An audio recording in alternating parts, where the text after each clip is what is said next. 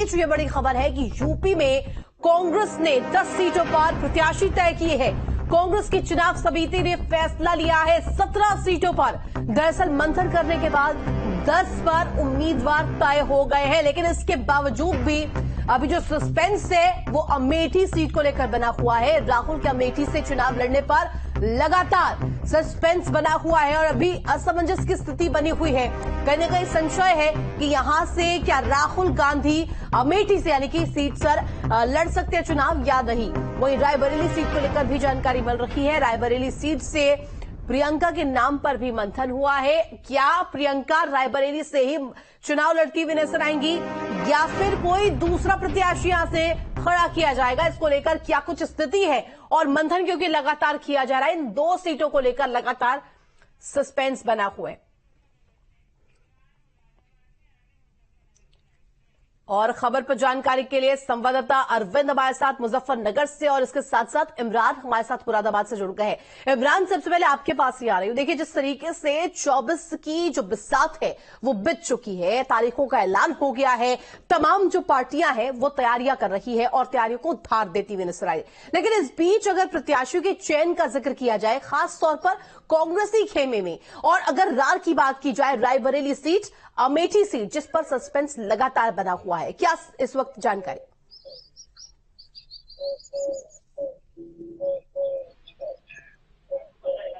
देखिए, हम बात करेंगे मुरादाबाद की, जहां मुरादाबाद के पहले चरण में 19 अप्रैल को मतदान होना है और 20 मार्च से यहाँ की नामांकन प्रक्रिया शुरू हो गई है। और बीते 2 दिनों में जो नामांकन पत्र खरीदे गए हैं वो 23 खरीदे गए हैं, जिसमें समाजवादी पार्टी के एसटी हसन और बसपा से इरफान सैफी ने नामांकन पत्र खरीदा है। हालांकि जो प्रमुख दल है सपा, बसपा और भाजपा ने अभी अधिकृत रूप से किसी भी अपने उम्मीदवार का ऐलान नहीं किया है और अभी तक किसी भी प्रत्याशी द्वारा नामांकन दाखिल नहीं किया गया है। यहाँ बता दें कि मुरादाबाद की बात करें तो ये समाजवादी पार्टी के को ये सीट मिली है और अभी तक यहाँ से समाजवादी पार्टी ने अपने उम्मीदवार की घोषणा नहीं की है। बिल्कुल इमरान, लौटेंगे आपके पास। अरविंद भी हमारे साथ लगातार बने हुए मुजफ्फरनगर से। अरविंद, देखिए, फिलहाल की स्थिति का अगर जिक्र किया जाए तो कहीं ना कहीं तमाम जो राजनीतिक खेमे हैं वहां पर तैयारियों को धार दिया जा रहा है। लेकिन अगर बात करें कांग्रेसी खेमे की, तो यहां पर प्रत्याशियों के चयन को लेकर जो असमंजस की स्थिति बनी हुई है, कहीं ना कहीं सस्पेंस लगातार बना हुआ है। ऐसे में क्या माना जाए कि जो मंथन हुआ है उसके बाद क्या नाम साफ हो सकते हैं? देखिए, आपकी बात सही है, लेकिन अगर मैं मुजफ्फरनगर की बात करूं तो मुजफ्फरनगर सीट समाजवादी पार्टी की पक्ष में आई हुई है और यहाँ पे इन्होंने अपना प्रत्याशी बहुत पहले से हरेंद्र मलिक को बनाया हुआ है। और अगर मैं अपने निकटवर्ती जिले सहारनपुर की बात करूं तो कल पता चला है कि शायद इमरान मसूद को वहां से प्रत्याशी कांग्रेस बना रही है और कैराना सीट पे भी प्रत्याशी इन्होंने समाजवादी पार्टी ने इकरा हसन को बनाया हुआ है। यहाँ पे कांग्रेस सिर्फ सहारनपुर लड़ेगी, यहाँ पे गठबंधन में दोनों सीटें समाजवादी के पास है। हरेंद्र मलिक बहुत पहली लिस्ट में ही हरेंद्र मलिक का नाम दे दिया गया था और हरेंद्र मलिक यहाँ से प्रत्याशी है इंडिया गठबंधन के और बड़ी अपने लगातार अपने जनसंपर्क में लगे हुए हैं। उन्होंने अपना पर्चा भी खरीद लिया है। और लेकिन ये उल्लास होली को लेकर जो उल्लास है, हिंदू धर्म को मानने वाले लोग इसको मानते हैं, तो ये माना जा रहा है कि शायद 26 तारीख को वे अपना नॉमिनेशन दाखिल करेंगे। वहीं जो भारतीय जनता पार्टी के प्रत्याशी है डॉक्टर संजीव बालियान ने भी अपना पर्चा खरीद लिया है। तो जन समाज पार्टी के अरविंद, संजीव कुमार बालियान के सामने क्या चुनौती रहने वाली है इस बार, क्योंकि जो इस बार रणभेरी है इसमें क्या कुछ मुद्दे रहने वाले हैं सबसे पहले मुजफ्फरनगर में? देखिए, डॉक्टर संजीव बालियान के सामने अगर मुद्दे कहे जाए तो सबसे बड़ा मुद्दा तो यहाँ पे जो किसान को लेकर आंदोलन लगातार रहता है, एमएसपी को लेकर होता है, गन्ने के लेकर होता है। लेकिन अभी यहाँ पे अगर गन्ने के पेमेंट की या भुगतान की बात की जाए तो गन्ने का भुगतान लगभग सभी मिलों का अपडेट है।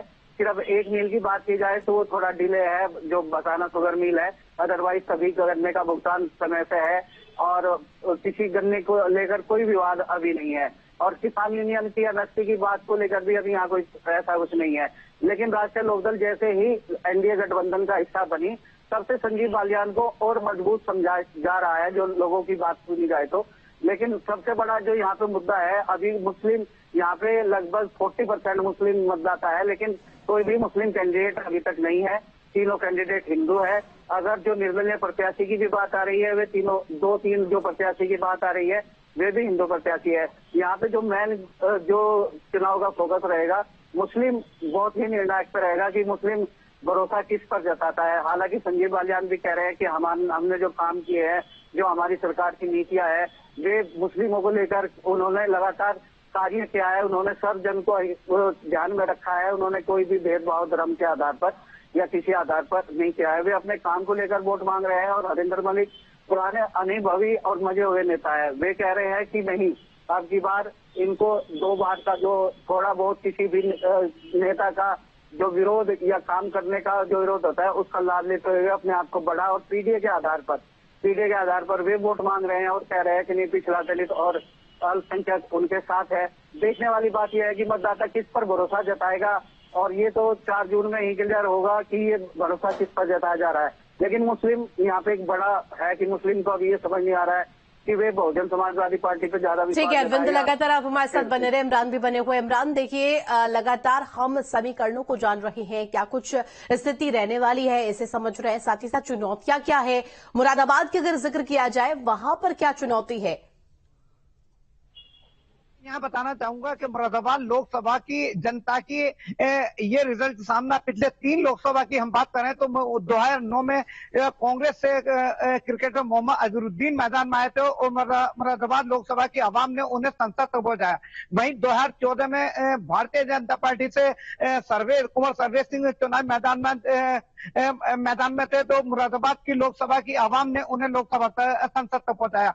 और 2019 में एक बार फिर सपा बसपा के गठबंधन से डॉक्टर एसटी हसन ने चुनाव लड़ा और मुरादाबाद की जनता ने उन्हें संसद की सीढ़ियों तक पहुंचाया। मुरादाबाद लोकसभा आवाम की ये खासियत रही है कि हर चुनाव में एक नए नतीजे निकल कर सामने आते हैं। अब देखना यह होगा कि 2024 में मुरादाबाद की आवाम किसे संसद तक पहुंचाएगी। बिल्कुल, और ऐसे में इमरान